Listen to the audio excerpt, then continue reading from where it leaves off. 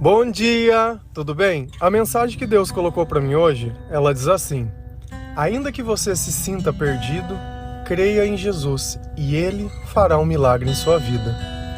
Senhor, tende misericórdia de nós. Perdoa, Pai, todos os nossos pecados. Livra-nos de todo mal. Nos afasta de tudo aquilo que não vem de Ti.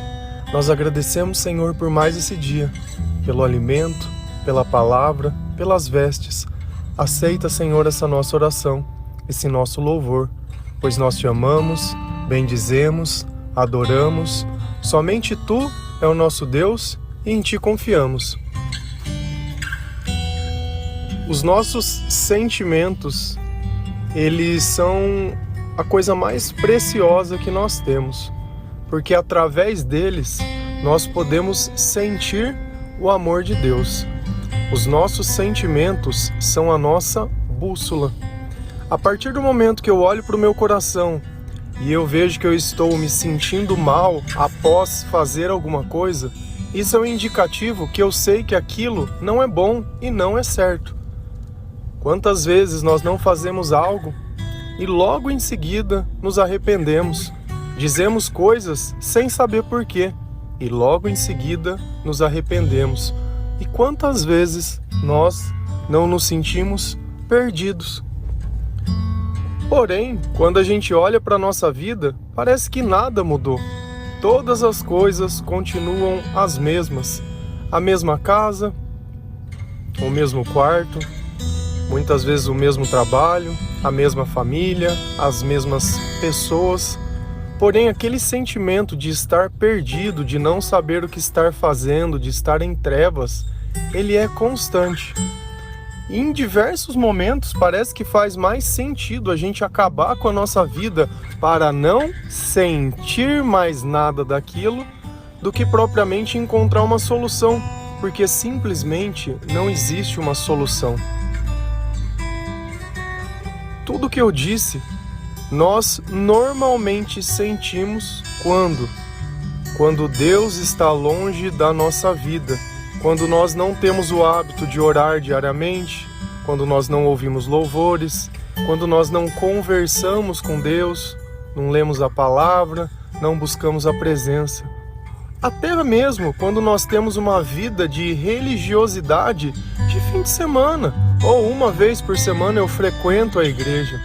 Então muitas vezes eu sei o nome de Jesus, sei algumas coisas que tem na Bíblia, né? Me sinto bem quando estou naquela presença, mas quando eu saio de lá, não dá muito tempo e aquele sentimento bom, ele simplesmente se vai. E esse é o papel normal de qualquer pessoa que vive, porque nós não vamos conseguir ter uma vida se Jesus não estiver presente nessa vida. E Jesus, ele não vai participar dessa vida se nós não aceitarmos Ele em nossa vida. Aceitar Ele como nosso Salvador, como nosso Criador. Aceitar Ele como tudo aquilo de bom, como tudo aquilo que nós temos é fruto dEle e é por Ele. Só que em tudo que nós vivemos, nem sempre nós conseguimos entender a razão de nós simplesmente não estar mais suportando viver dessa forma. Não importa que a dor, às vezes, ela parece que passou. Não, às vezes você criou uma tolerância para ela. E na nossa vida, não adianta a gente achar que nós vamos simplesmente ignorar tudo que nós sentimos e vamos ser felizes. E nós vamos conseguir dar valor nas coisas que eu tenho, sermos gratos, sermos bondosos. Não tem, isso vai se acumulando dentro de nós. E assim como uma árvore, que de repente você olha, ela está lá tão grande, tão firme, e vem uma ventania, vem uma tempestade e derruba ela. Quando acaba de ter um temporal na nossa cidade, a gente passa e vê quantas coisas o vento derrubou. Se eu perguntasse para você antes daquela tempestade, você acha que essa árvore ela pode cair?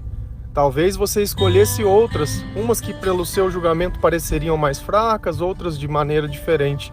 Só que uma coisa que às vezes a gente não consegue entender nas coisas que são de Deus é que antes de crescer para cima, nós começamos a crescer para baixo, a formar raízes, a ter um alicerce, para depois nós crescermos para cima e tudo aquilo poder ser suportado. Lá em Mateus 18, versículo 11, a palavra de Deus ela diz assim: o Filho do Homem veio para salvar o que havia se perdido. Qual é o papel de Jesus? Salvar os perdidos. Então isso é uma boa notícia para você. Não existe maior milagre que a salvação. Nós confundimos milagre com prosperidade, milagre com receber alguma coisa para a saúde, porém todas essas coisas elas vão ficar aqui. A salvação é a única coisa que nós podemos levar desse mundo. É a única forma de nós também não ficarmos perdidos durante a eternidade inteira. Eu, na minha época, que eu não acreditava em Deus, se alguém me dissesse que Jesus podia me salvar e que todo aquele sentimento ruim que eu sentia, ele iria sumir da minha vida, eu confesso que eu não iria acreditar. Porque para mim era muito mais fácil ficar culpando as pessoas. Colocar a culpa no meu pai, colocar a culpa na minha mãe, colocar a culpa no meu relacionamento, e no meu trabalho, e no meu irmão, e seja lá o que for. É cômodo a gente viver uma vida assim. Só que no fim,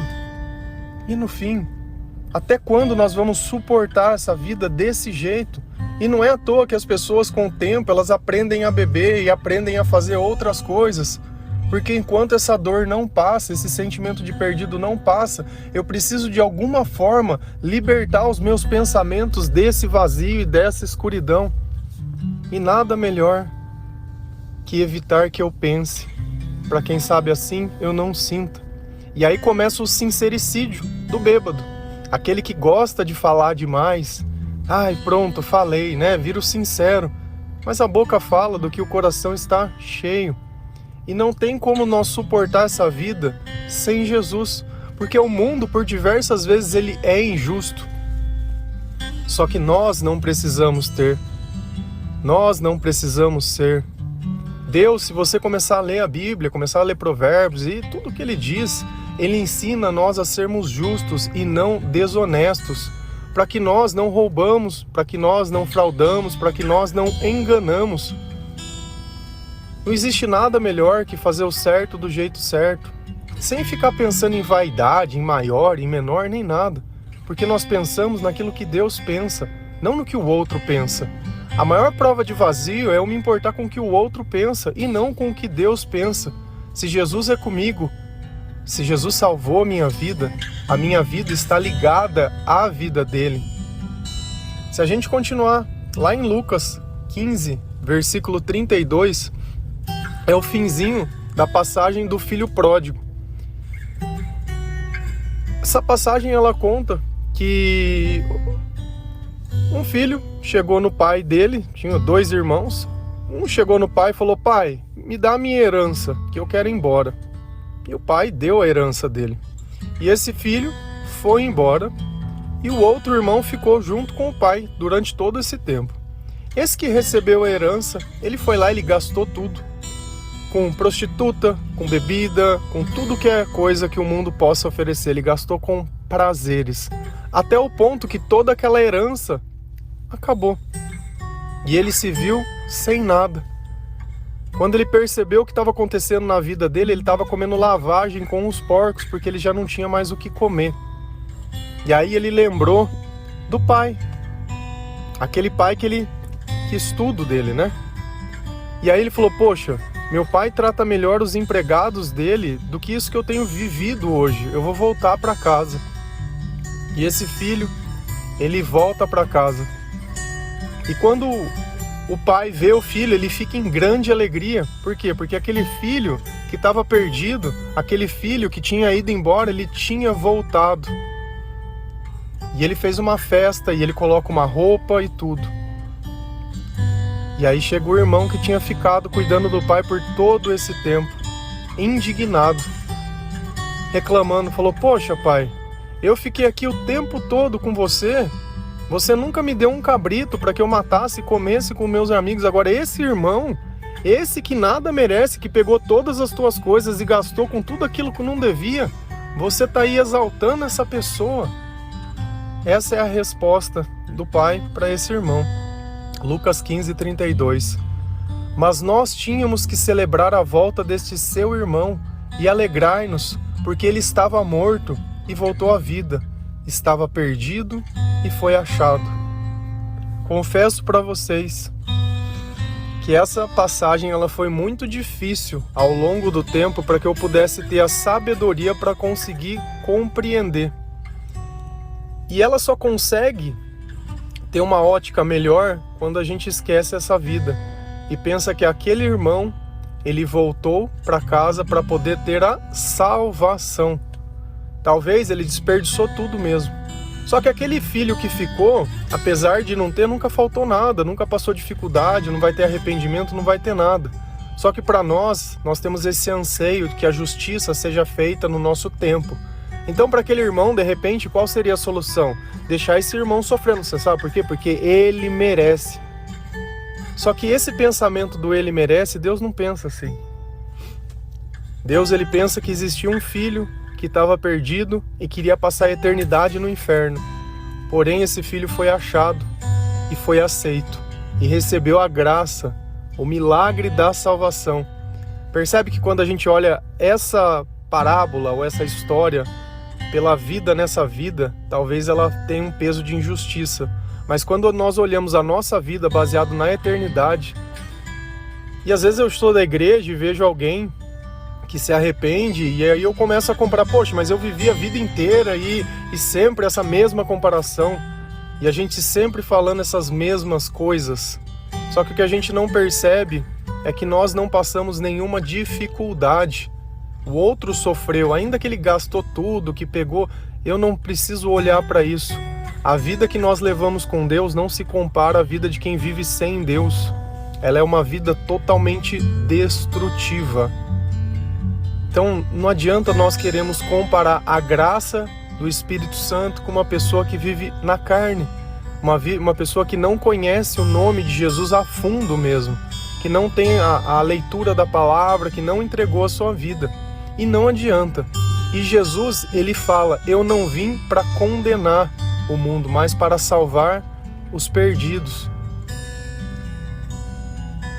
Você acha que no céu vai ter mais alegria por alguém que já é convertido ou por um pecador que se arrepende e se converte? Já teve o meu dia no céu dele ficar em festa. Por quê? Porque eu era esse filho que estava perdido e foi achado. O Senhor me achou. E é sempre através de alguém. Talvez você esteja se encontrando através dessa mensagem. Glória ao Senhor, porque a mensagem não é minha. Ela não é feita por interesse pessoal, muito pelo contrário, é feita por amor a você, que Deus me levanta todos os dias. E talvez você mesmo, que sinta esse sentimento de perdido, possa ter esse encontro como eu tive um dia, e toda aquela treva, e toda aquela escuridão, e todo aquele anseio de encontrar um culpado, ele simplesmente passou. Lá em Lucas 15, versículo 7, a palavra do Senhor lá diz assim: eu digo que, da mesma forma, haverá mais alegria no céu por um pecador que se arrepende do que por 99 justos que não precisam arrepender-se. Você, que tem essa vida totalmente desregrada, totalmente perdida, saiba que o dia que você permitir que Jesus faça algo na sua vida, o céu vai estar em festa. E mais em festa por você do que por 99 pessoas que não precisam de Deus. Sempre vai existir o dia que é o dia da nossa festa. O dia que eu me arrependo, o dia que eu consigo me olhar pecador. Olha a oração que nós fazemos todos os dias.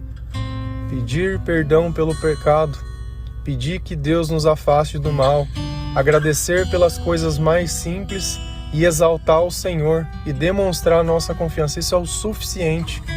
Nós não conseguimos fazer isso se o Espírito Santo não estiver com a gente, porque nós temos um senso de urgência. Eu quero agora e eu quero do meu jeito. E se não for assim, tudo está perdido. Falta sabedoria. E não foi à toa que Jesus disse que o povo perece por falta de conhecimento. Então, se nós sofremos, não é porque essa é a vontade de Deus, mas porque dentro da nossa vontade nós não queremos que Deus participe. Porque a partir do instante que Ele começa a participar, tudo muda. Tudo, 100%. Então nós vamos voltar àquele começo. Aquela mesma casa, aquele mesmo quarto, aquela mesma família, as mesmas pessoas e o mesmo tudo. Só existe uma diferença.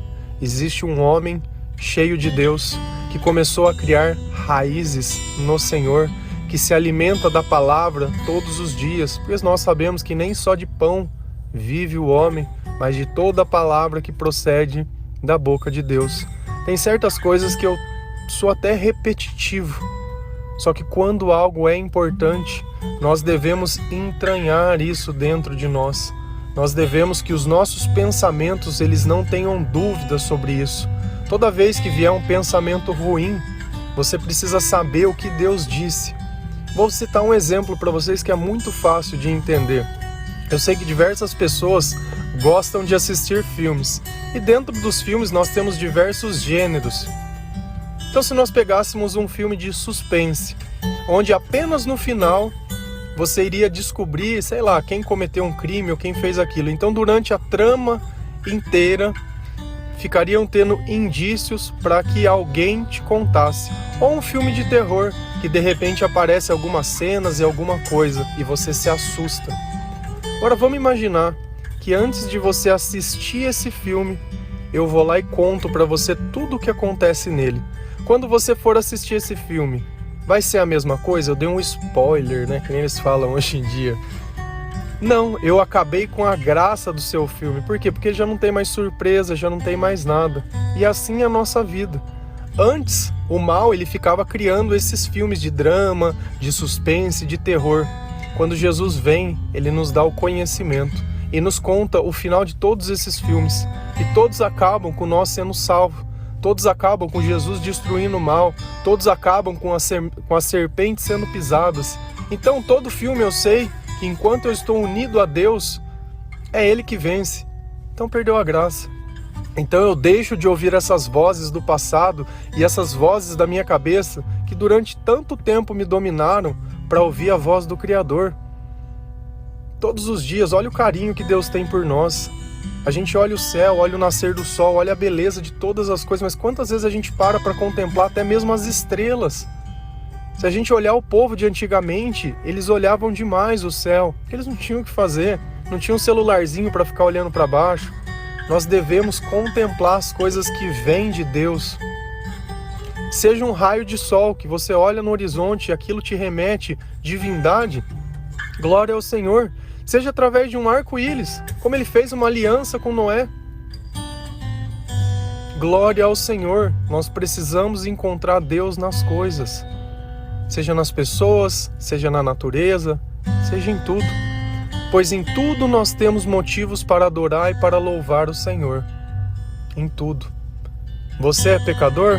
Não tem problema nenhum. A sua festa está te esperando a partir do momento que você se arrepender e voltar para casa. Amém? Que Deus abençoe cada um de vocês. Que o Senhor possa tocar o seu coração e possa trazer arrependimento. Eu pedir perdão não quer dizer que a outra pessoa precisa me perdoar, mas quer dizer que eu entendi o meu erro e ao lado de Jesus eu vou caminhar. Que Deus abençoe cada um de vocês. Feliz a nação cujo Deus é o Senhor. Um bom dia.